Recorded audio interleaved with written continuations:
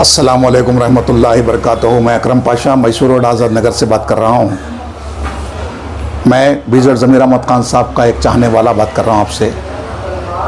ज़मीर अहमद खान साहब के साथ मेरे 5 इलेक्शन में मैंने ज़मीर अहमद खान साहब के साथ में काम किया है। हम अपने लीडर को बहुत अच्छी तरीके से जानते हैं।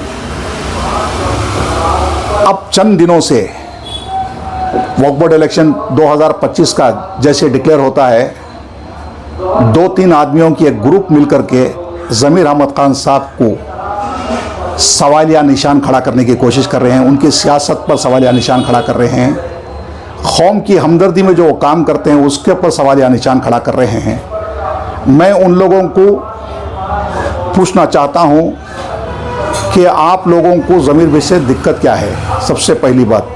दूसरी बात, आप लोग उबैदुल्ला शरीफ साहब, चाहे वो अशरफ साहब, आप लोग भी एक वक्त सियासी पावर आप लोगों के हाथ में था, अभी भी है। मैं बोलना चाहता हूं आप लोगों को, ज़मीर अहमद खान साहब ने ऐसी कौन सी मिस्टेक कर दी है, ऐसी कौन सी गलती कर दी है जो आपने बीजर ज़मीर अहमद खान साहब को कौम की नज़र में गिराने के लिए साजिशें रच रही हैं।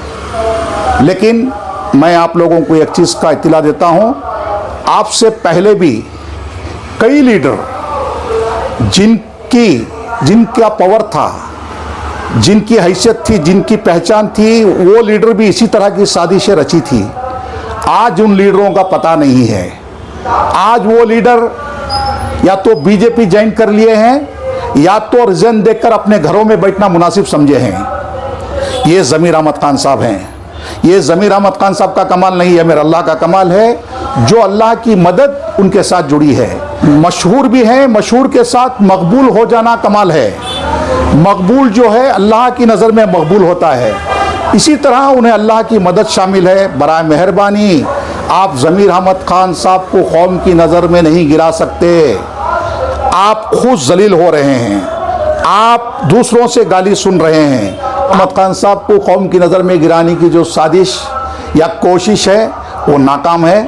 आप इससे पहले भी कई लीडर इस तरह की साजिश और कोशिशें करके नाकाम होकर हैं। आने वाले लीडर भी अगर साजिश करेंगे तो नाकाम होंगे। ज़मीर अहमद खान साहब वो शख्सियत हैं। आपको एक शेर के ज़रिए समझाता हूँ, आप उस शेर के ज़रिए से सारी बातों को समझ जाएंगे। जिंदा हैं तो जिंदा दिखना चाहिए, जिंदा हैं तो जिंदा दिखना चाहिए, खामोशी मुर्दों की निशानी है। जिंदा दिखने की शुरुआत जो है बीजर ज़मीर अहमद खान सियासत में शुरुआत की है। आपको जलन, आपको उनके बारे में भला बुरा कहना, ये आपका मकसद है। अगर आप लोग कौम की हमदर्दी में अगर काम करने का इरादा अगर होता तो बीजर ज़मीर अहमद खान साहब को जा कर के मिलते, उनसे राब्ता करते, ज़मीर अहमद खान साहब से बैठ करके इसे सॉर्ट आउट कर सकते थे। लेकिन आपका मकसद इसे सॉर्ट आउट करना नहीं है। लेकिन अगर आपकी नज़र से अगर कुछ हुआ है तो आप जा करके बैठ के बात कर सकते थे। सीनियर लीडर बैठ करके आप लोग बैठ करके समझा सकते थे ज़मीर अहमद खान साहब को, ज़मीर भी ऐसा नहीं ऐसा कर सकते थे। आपका मकसद वो नहीं है। आपका मकसद ज़मीर अहमद खान साहब को कौम की नज़र में गिराना, ये आपकी साजिश है। ये साजिश को पूरी आवाम जानती है। आप लोगों के पास जब कौमी, आपके पास भी सियासी पावर, पॉलिटिकल पावर था, कौम आपका रिपोर्ट कार्ड पूछेगी, आपको भी रिपोर्ट कार्ड देना पड़ेगा। ज़मीर अहमद खान साहब के मुकाबले में आपने 10%, 1% का अगर काम किया है तो आपको बात करने का हक रखते हैं आप भी। लेकिन ऐसा मत करो। कौम के आप लोग लीडर हैं तो कौम के लीडर को आप बढ़ाने की सोच रखो। जो बन गया ना उसे मिटाने की कोशिश न करो, उसे मिटाने की कोशिश मत करो।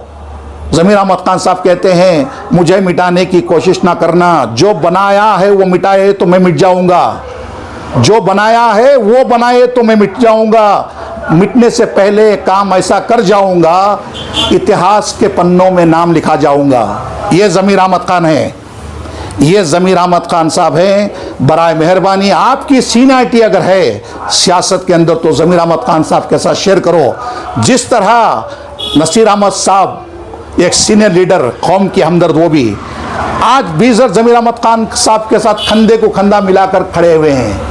आज नसीर अहमद साहब ज़मीर अहमद खान के साथ में खड़े होकर के राय मशवरे से काम कर रहे हैं दोनों। ये चीज़ को आप क्यों नहीं समझते? आज वक्फ बोर्ड बिल पास हुआ, वक्फ बिल पास हुआ, आज घर का भेदी लंका जब ढाता ना, इसी तरह का अंजाम होता है।